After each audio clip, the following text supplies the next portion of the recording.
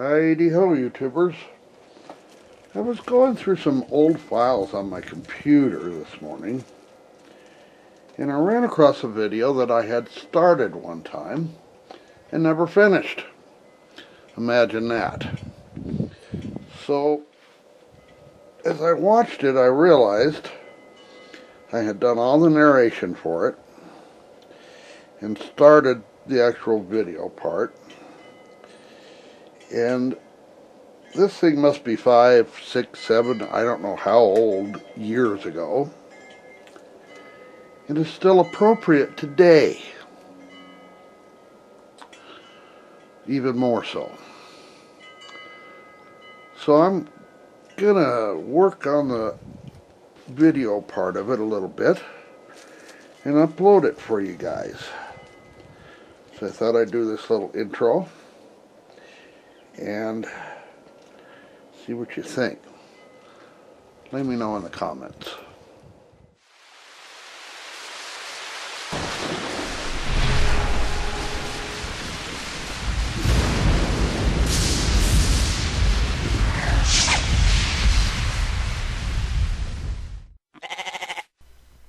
Have you ever caught an episode of that TV show, Doomsday Preppers? It's the #1 rated show on the National Geographic Network, and each week that it airs, it depicts 3 families who are, well, a little bit crazy. Well, at least as crazy as the producers of the show can portray them. Each highlighted family or individual is supposed to be preparing for a specific scenario that will bring poop hits the fan or the end of the world as we know it. These scenarios might include a supervolcano erupting, a worldwide pandemic, Ebola or bird flu, or maybe the Chinese are going to invade the U.S.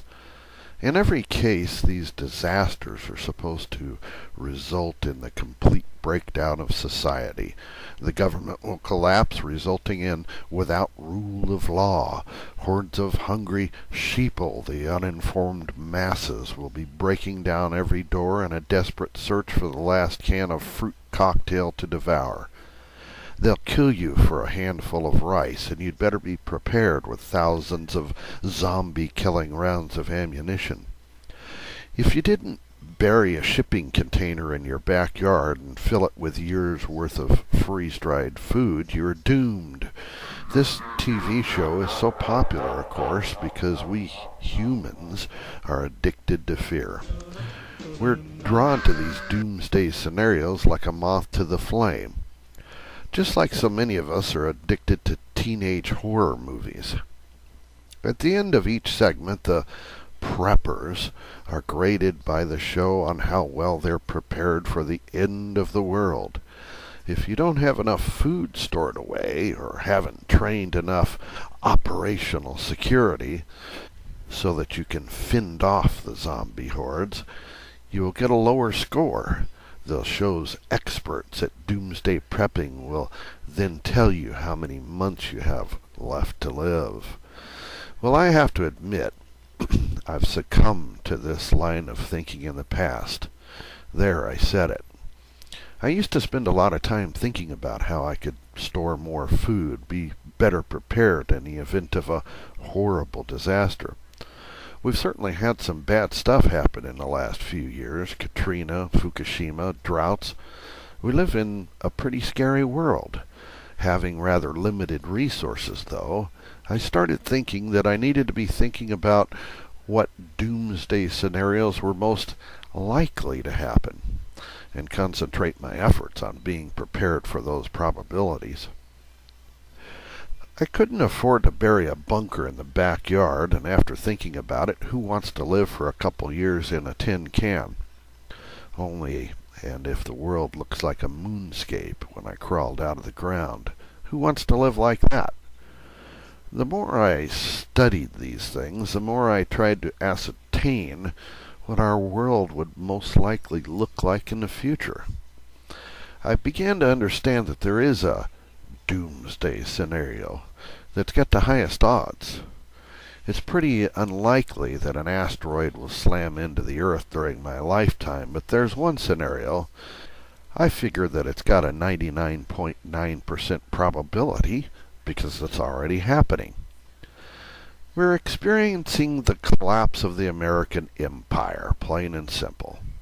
History has had empires rise and fall many times over the years, and there's a playbook that seems to get followed each and every time.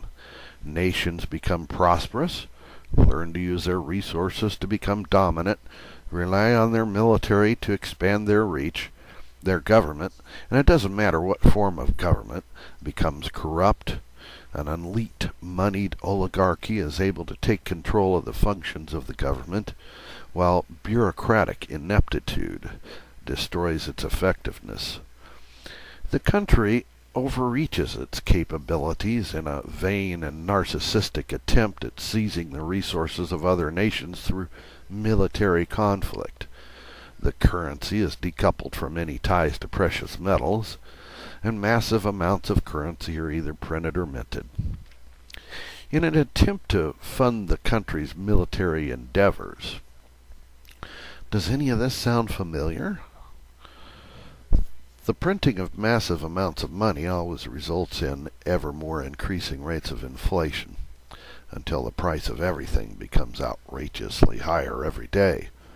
All the while, the oligarchs, who have by now taken control of the information and the public sees, are trying to placate the masses through what the Romans called bread and circuses. The public is consumed with entertaining diversions and clamors for handouts provided by government agents. Disinformation is used to direct the public's attention towards a hatred of each other. Issues of race, religion, sexual deviance, and political division are pushed in order to divert the public away from the fact that they're being mined for their productivity. As the military conflicts fail to yield the profits that the oligarchy expected, the system begins to feed upon itself. Any excuse is used to place more and more of the population into servitude, while their productivity is seized in a vain attempt to maintain the oligarchy's lavish lifestyle. Eventually, the public can't bear the weight anymore, and although they may not understand what's really going on, they begin to lash out. They brutally attack each other over false divisions, become violent in the streets, while ever more oppressive methods are used to attempt to maintain control and keep the public working for the elite's benefit. Violence becomes overwhelming, and eventually the government is essentially toppled. Sometimes the government's able to maintain some control, and its resources are used to protect the lifestyle of a few of the elite. But in essence, it's a shadow of its former self. There may be some territory that's kept under government control, but vast areas are left to their own devices. Warlords and gangs clamor to fill the power vacuum that's left. Rape, genocide, kidnapping. This is the scenario that's most probable in our future. Every empire in history has gone through at least some of these symptoms as it collapses. I asked you above if any of this sounds familiar. After going down the prepper path for a while, I began to realize that hiding in your bunker with your stored goods just doesn't cut it. In fact, it's a cop-out. When you crawl out of your hole in the ground, you won't be prepared at all. What's needed is people who can help their local community be resilient in the face of the doomsday scenario that's almost a certainty.